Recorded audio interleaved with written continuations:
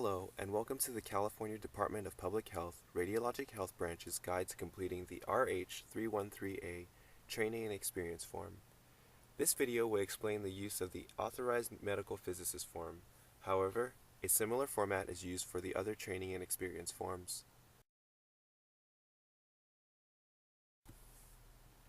This is an interactive form designed to guide you through with the information you provide. Please make sure you are using a web browser without a PDF plugin that is enabled, or save the file to your computer before proceeding. At any time, you may print the form and complete it by hand. Please follow along at your own pace. You may pause and resume the video at any time.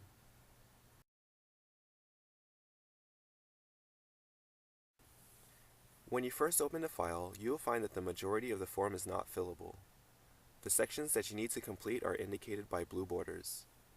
As you complete the form, additional sections will be enabled, also indicated by blue borders. There is a Reset Form button on every page of the form if you need to clear the data. Once you authorize the reset, you will not be able to retrieve the data. Please print a copy for your records prior to submitting to the RHB. The training and experience requirements for an authorized medical physicist can be found in 10 CFR 35.51. Before completing the form, please visit the NRC's website for a list of the specialty board certification recognized by the NRC under 10 CFR Part 35. Please remember that all requirements of the board certification must be met, such as the words AMP eligible appearing on a certificate, in order to use the board certification pathway. If you do not meet all of the requirements, you must use the training and experience pathway, which we will discuss later. Let's take a look at Part 1 on the first page. Part 1 is the amendment request and should be completed by the Radiation Safety Officer or a member of the senior management, such as the President, the owner, or the Chief Executive Officer.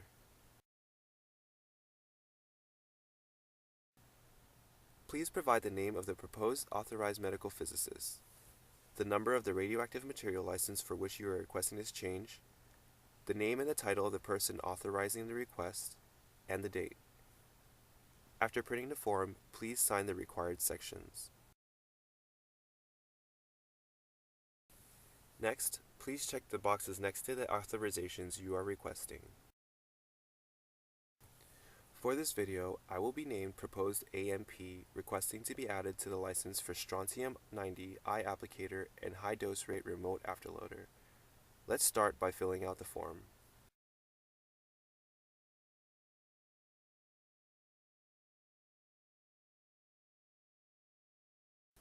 My Radiation Safety Officer, named Dr. RSO, will be signing and submitting this request.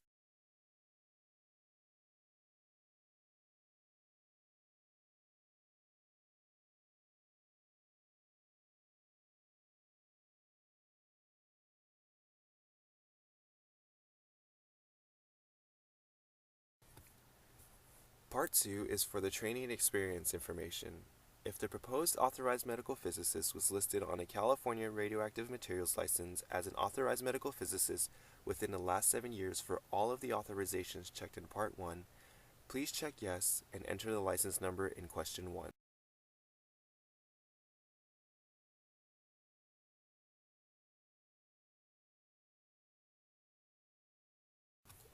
If you scroll through the form, you will see that no other field is activated, and you have completed the form.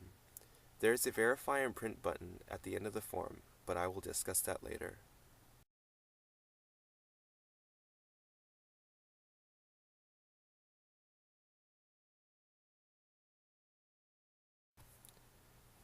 For question 2, if the proposed authorized medical physicist was listed on a Master Materials License, NRC, or an Agreement State License or Permit within the last 7 years for all of the authorizations requested, please check yes and provide a copy of that license.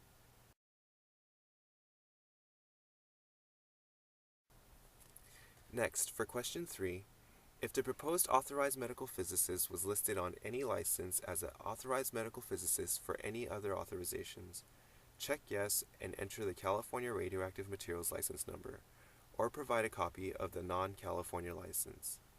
If he or she had not been listed on a license within the last 7 years, check no and move on to question number 4. Question 4 addresses the board certification for the proposed authorized medical physicist. As stated earlier, the board certification must be listed under the NRC Recognized Specialty Board Certification List under 35.51, Training for the Authorized Medical Physicist. At the time of recording, these are the recognized specialty boards for an authorized medical physicist. If the proposed authorized medical physicist is board certified in any of these, check yes and skip to the specified item. For proposed AMP who does not have any of the recognized specialty board certifications, I will check no and continue to number 5. At the time of recording, the requirements for the training and experience pathway are as follows. Hold a master's or doctor's degree in physics, medical physics, other physical science, engineering, or applied mathematics from an accredited college or university. Have completed 1 year of full-time training in medical physics and an additional year of full-time work experience under the supervision of an individual who meets the requirements for an authorized medical physicist for the types of use for which the individual is seeking authorization at a qualified facility. Please refer to 10 CFR 35.51 for the complete training and experience requirements for an authorized medical physicist, as they may change. I will enter my education information in section 5A.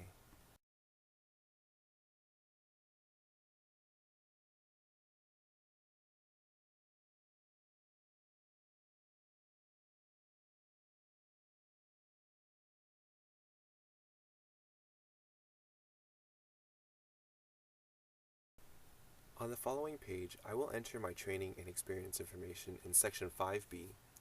I have completed 1 year of full-time training in medical physics and have an additional year of full-time work experience under the supervision of an authorized medical physicist on this license. I will enter yes. In the table below, I will enter the details of my training and experience.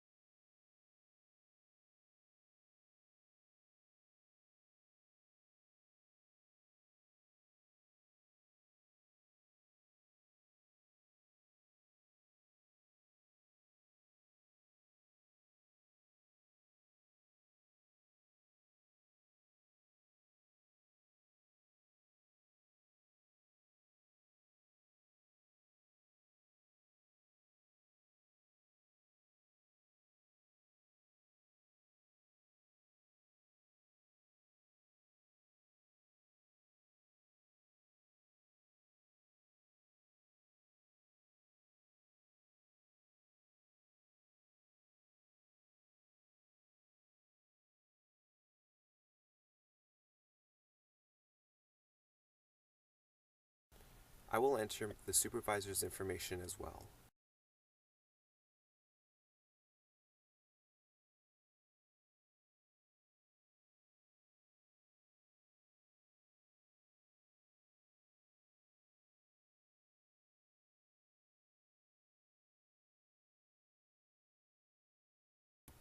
Next, I will complete number 6 for the Strontium 90 eye applicator.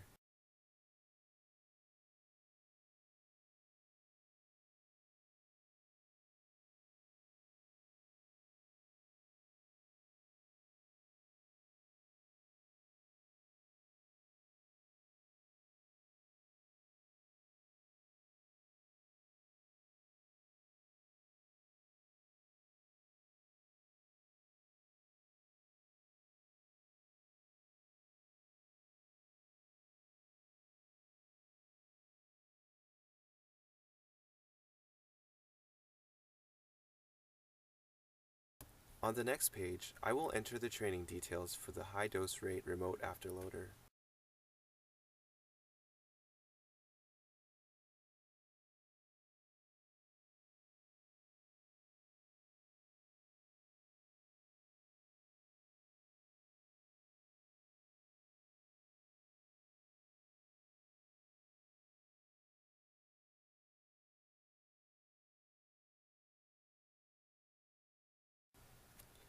If you have more than one supervising individual, please provide the information for each.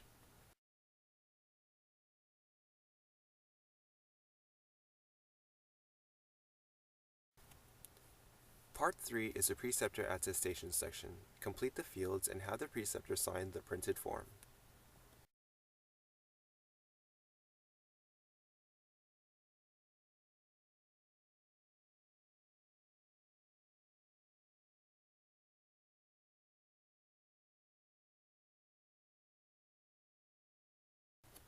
After you have completed the form, you may use the Verify and Print button at the end of the form to check if you've missed any fields. I am going to clear one of the required fields to demonstrate this function. The Verify and Print button is to confirm that all required fields have been completed. It does not verify that the information entered meets the training and experience requirements. If you have any missing fields, they will be indicated by red borders. Please return to and complete the fields indicated in red.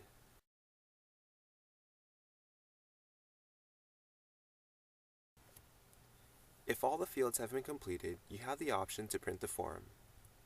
If you select No, you may print the form using the Adobe Print function at the top of the Acrobat Reader menu at any time.